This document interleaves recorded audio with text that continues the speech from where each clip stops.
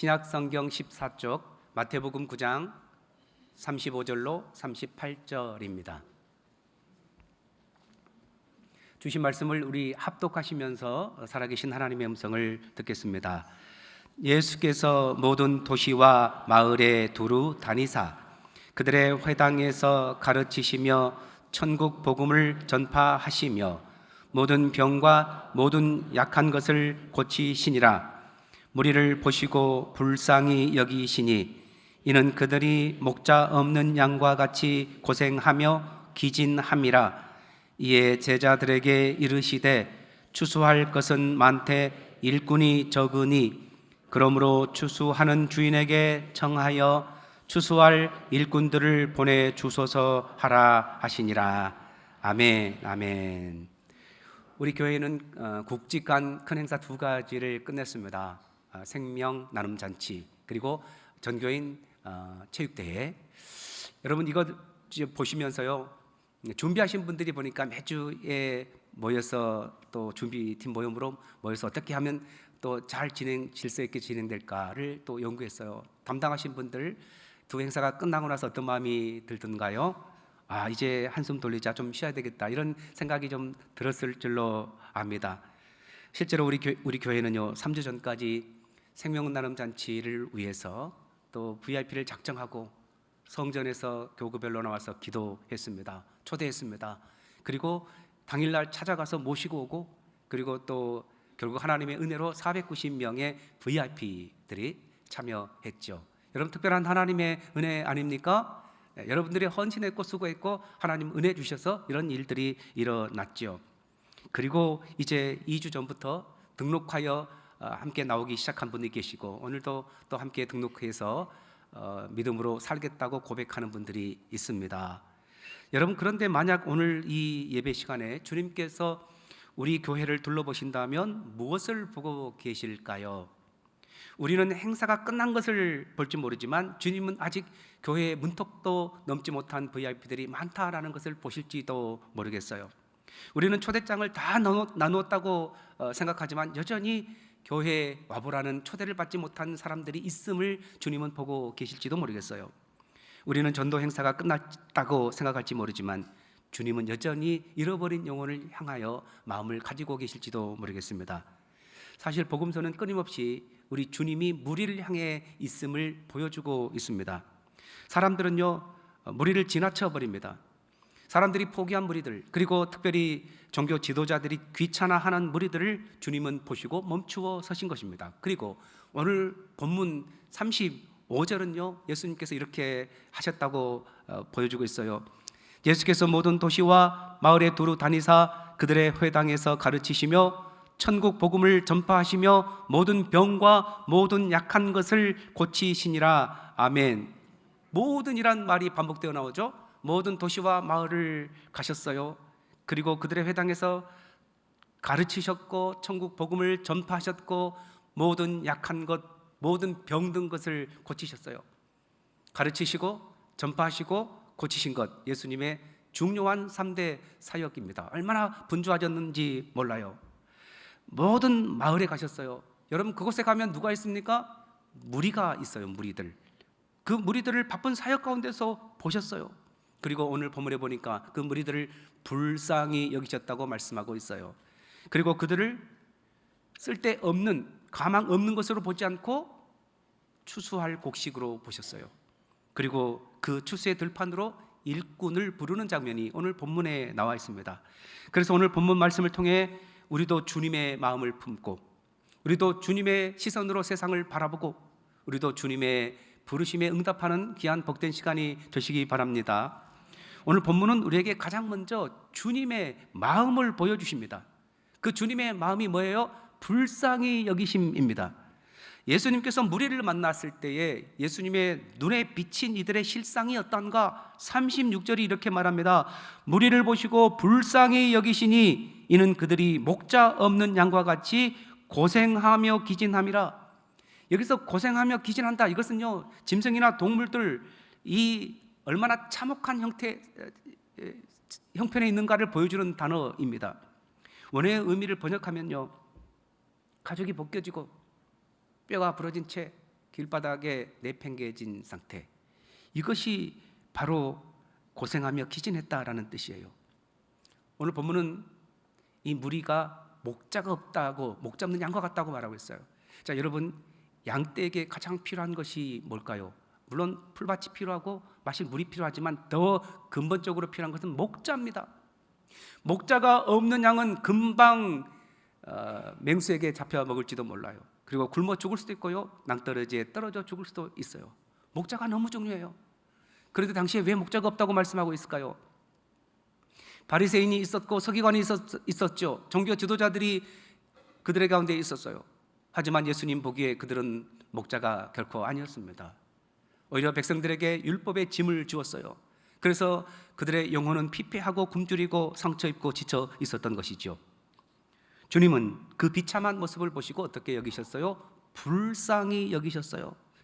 복음서에 불쌍히 여기다라는 표현이 종종 나오는데, 이 불쌍히 여겼다라는 단어는 그냥 아이고 안 됐네 라고 혀를 차는 수준의 동정심을 훨씬 뛰어넘는 단어입니다. 헬라어 원어 스플랑크니 조마이는요, 창자가 끊어지는 듯한 고통을 느끼는 상태를 말합니다. 그러니까 무리를 볼 때 예수님께서 어떤 마음을 품으셨다고요? 불쌍히 여기셨어요. 아이고 안 됐네가 아니에요. 무리를 보시면서 예수님께서 창자가 끊어지는 것 같은 아픔을 보시고 그들을 불쌍히 여겨주신 겁니다. 여러분, 우리도 모두 주님의 이 불쌍히 여김을 받은 자들 아닙니까? 생각해 보세요. 우리가 아직 죄인 되었을 때 주님께서 우리를 위해 향해서 화를 냈습니까? 분노했습니까? 너는 왜 그것도 못해? 라고 책망하셨습니까? 정죄하셨습니까? 아닙니다. 그냥 불쌍히 여겨주셨어요. 그 은혜로 우리가 이렇게 이 자리에 있을 수 있는 것 아닙니까? 이것이 복음인 줄 믿습니다. 복음은요, 상처 입은 고통당하는 사람들을 향한 하나님의 긍휼, 불쌍히 여김에서 시작된 것입니다. 그들이 변화되지 않았어요. 회개하지도 않았어요. 나 좀 데려가 주세요 라고도 하지 않았어요. 아직 죄인 되었을 그때에, 우리가 하나님과 원수 되었을 그때에 이미 하나님께서 우리를 긍휼히 여기주셔서 예수님 십자가에서 피 흘려 죽어주신 것이지요. 이 불쌍히 여김, 이것이 바로 복음입니다. 어느 날 한 어린아이가 길을 잃었어요. 시장에서 사람들이 너무 많죠. 그래서 엄마와 떨어져서 막 울고불고 난리가 났습니다. 아이니까. 그런데 사람들의 반응은 제각각이었어요. 어떤 사람은 잠시 쳐다보고 지나갔고요, 어떤 사람은 빨리 너희 엄마 찾아야 되겠네 라고 말만 하고 지나갔고요, 어떤 사람은 그러게 왜 딴전 피우다가 엄마 손 놓쳤어? 라고 비난하는 듯한 눈으로 쳐다보았어요. 그리고 더 많은 사람들은 귀찮다는 듯 외면하고 지나가 버렸습니다. 그런데 한 사람이 달랐습니다. 그 사람은 아이 곁에 쭈그리고 앉아 울음을 멈출 때까지 함께 해주었어요. 그리고 진정되었을 때 그 아이의 손을 잡고 시장 구석구석을 다니면서 어머니를 함께 찾아주었습니다. 왜 그랬을까요? 그 역시 어린 시절에 길을 잃고 두려움에 떨었던 경험이 있기 때문입니다. 아픔을 아는 사람만이 진짜 긍휼함을 가질 수 있어요. 여러분, 예수님은 우리의 연약함을 아신다고 믿습니까? 히브리서 4장에 보면요, 예수님에 대해서 우리의 연약함을 동정하지 못하실 분이 아니라고 말씀하고 있어요. 이것 하기 위해서 성육신 하시고 우리처럼 똑같이 인간의 몸을 입고 오신 것 아닙니까? 그래서 주님은 지금도 방황하는 영혼들이 얼마나 고통당하는지 아십니다. 오늘날 우리 주변에 길 잃은 영혼들이 얼마나 많은지 몰라요. 겉으로는 멀쩡해 보여요. 화려해 보여요. 우리보다 훨씬 더 잘 사는 것처럼 보여요. 그러나 그 마음속에는 깊은 상처와 외로움이 있어요. 먹고 살기 위해서, 성공하기 위해서, 직장에서 퇴출당하지 않기 위해서 얼마나 애쓰고 노심초사하면서 힘들어하는지 몰라요. 어떤 사람은요, 먹을 것은 풍성하지만 삶의 의미를 잃어버린 채 목적 없이 살아가는 사람도 많습니다. 여러분, 중요한 것은 그들이 받은 상처, 또 무기력한 삶, 이것이 문제가 아니라 더 중요한 것은 그런 사람들을 바라보는 예수님의 마음을 품는 것입니다. 사람들은 포기해도 주님은 포기하지 않잖아요. 사람들은 외면해도 주님은 외면하지 않습니다. 다 끝났다라고 할 때도 주님은 아직 남아있다라고 보시는 겁니다. 우리 교회 올해 표어 아시죠? 구원받은 자를 더하게 하소서.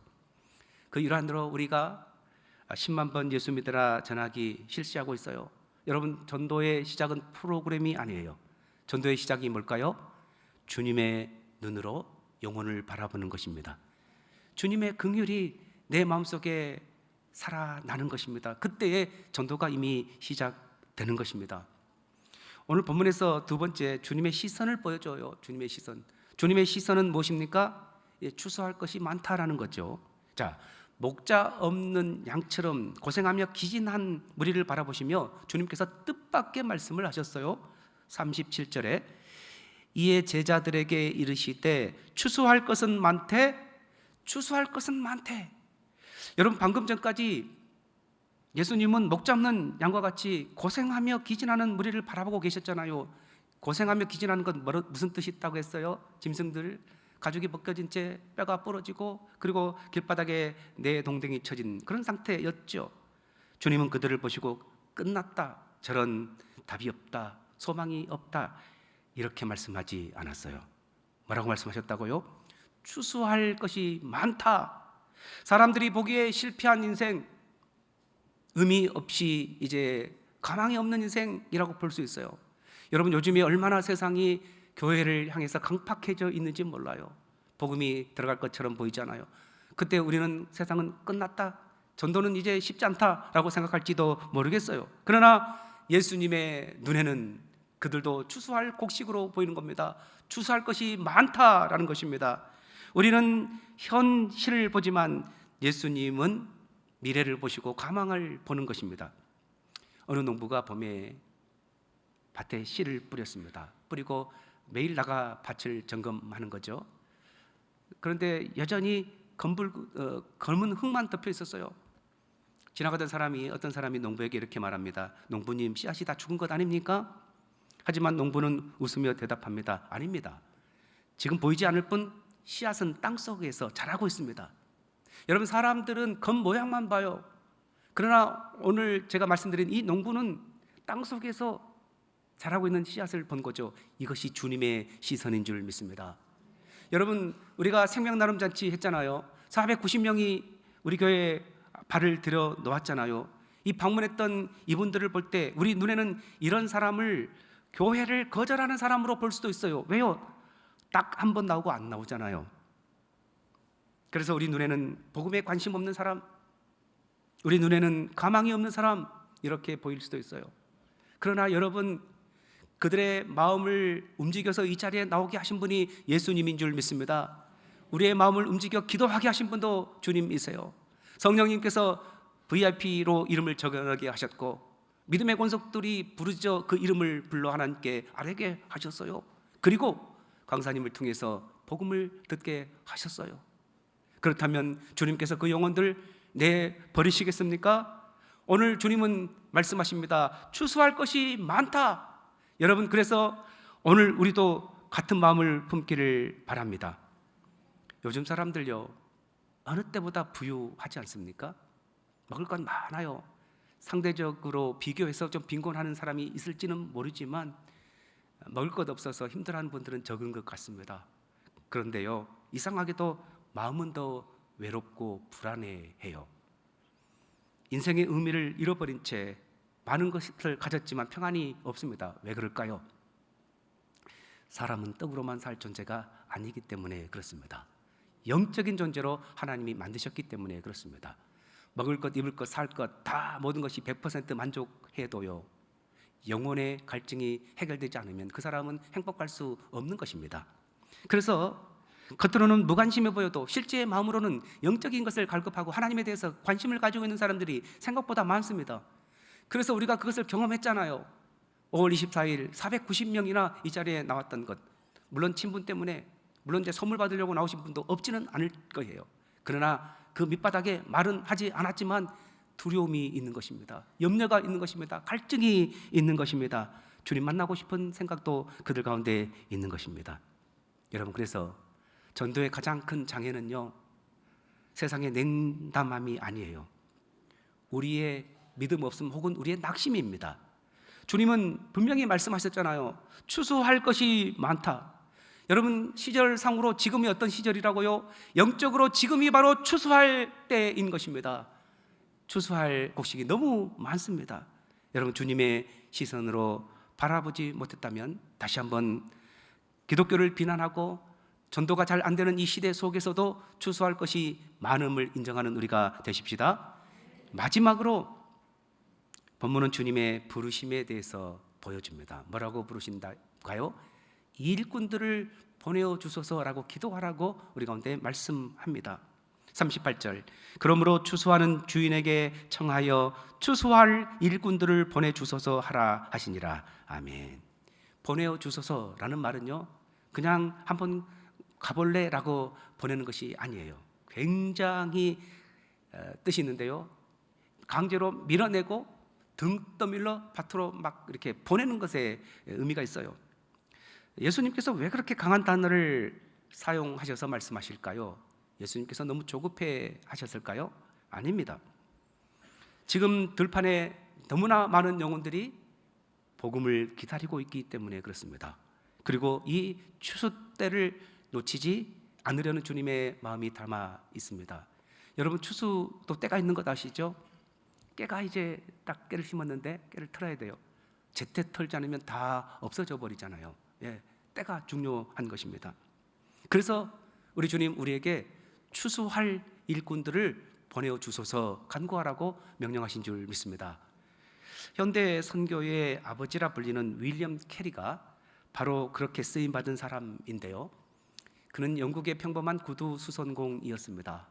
예수를 믿고 영생을 얻고 나니까 자신이 이 얻은 영생을 알지 못하는 인도 사람들이 너무 불쌍해 보였어요.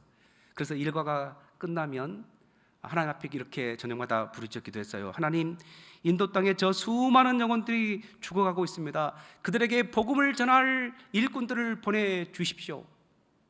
그렇게 기도하던 어느 날 하나님이 그의 마음을 움직이셨습니다. 이렇게 말씀하시는 것처럼 생각되었습니다. 캐리야, 왜 자꾸 다른 일꾼들을 보내달라고 하느냐? 인도의 무너진 영혼들을 생각하면서 창자가 찢어지는 그런 고통 가지고 기도하는 네가 가면 되지 않겠느냐? 결국 그는 기도하는 자리에서 일어나 인도로 향했고 하나님은 그를 통해 놀라운 선교의 역사를 이루셨습니다. 오늘 본문이 마태복음 9장 38절로 끝나잖아요. 뭐라고 기도하라고 했어요? 추수할 일꾼을 보내어 주소서라고 기도하라고 명령하고 있어요. 그리고 마태복음 10장으로 넘어가서 1절에 보면요, 예수님께서 그 기도했던 제자들을 권능을 주어서 세상으로 파송하는 것을 볼 수 있습니다. 뭘 의미합니까? 여러분, 일꾼을 달라고 기도하는 자가 결국은 내가 일꾼이 되어 세상으로 나가게 되는 것, 이것이 바로 주님이 일꾼 부르시는 방법입니다. 기도하지 않고는 우리가 쓰임받을 수 없어요. 22일부터 27일까지 우리가 전교인 특별 새벽기도, 뭘 위해서요? 교회 학교 부흥을 위해서. 여러분, 우리가 기도해야 됩니다. 기도할 때 하나님께서 우리 가운데에 긍휼한 마음을 허락해 주시고 주변에 보이는 아이들을 성경학교 수련회로 또 초대하고자 하는 마음도 허락해 주실 거예요. 기도하지 않으면 우리 가운데 관심도 없고 그리고 또 마음도 생기지 않는 것입니다. 우리 교회는 지금 전교인 10만 번 전도운동 이어가고 있지 않습니까? 이 운동의 목적이 뭐예요? 10만 번 숫자를 채우는 것이 목적일까요? 아닙니다. 우리 모두가 하나님의 그 마음에 동참하는 것이 목적입니다. 여러분 생각해 보세요. 우리가 예수 믿으라고 전했는데 그때는 반응하지 않다가 어느 날 그분이 마음을 돌이키고 교회에 왔어요. 얼마나 감격스러운 일입니까?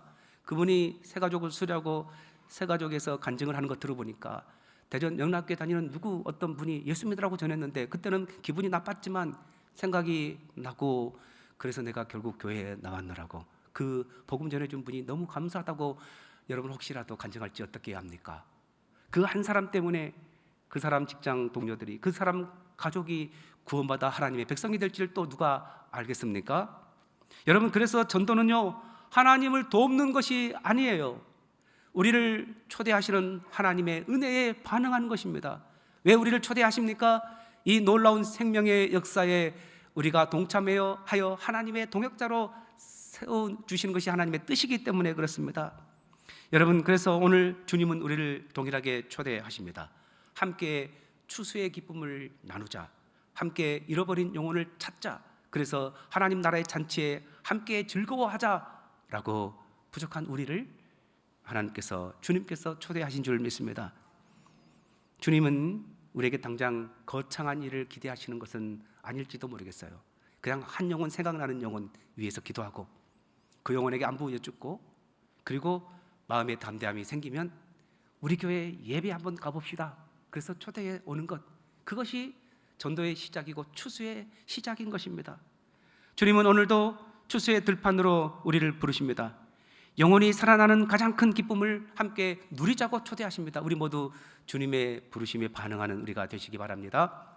말씀을 맺습니다. 오늘 우리는 주님의 마음을 살폈어요. 불쌍히 여기는 마음이었죠. 우리는 주님의 시선을 살폈어요. 추수할 것이 많다는 거였어요. 주님의 부르심을 들었어요. 추수할 일꾼들을 보내주소서라고 간구하라는 것이었습니다. 여러분, 우리가 왜 그 부르심에 응답해야 됩니까? 우리가 왜 영혼을 위해서 기도하고 왜 복음을 전하고 왜 한 사람에게 다가가야 됩니까? 교회 목표를 위해서입니까? 전도 실적을 채우기 위함입니까? 아닙니다. 우리가 전도하는 이유는 우리가 역시 불쌍히 여김을 받았기 때문이지요. 한때 우리도 목자 없는 양이었어요. 방황했고 넘어졌고 길을 잃고 사단의 밥이 될 수밖에 없었어요.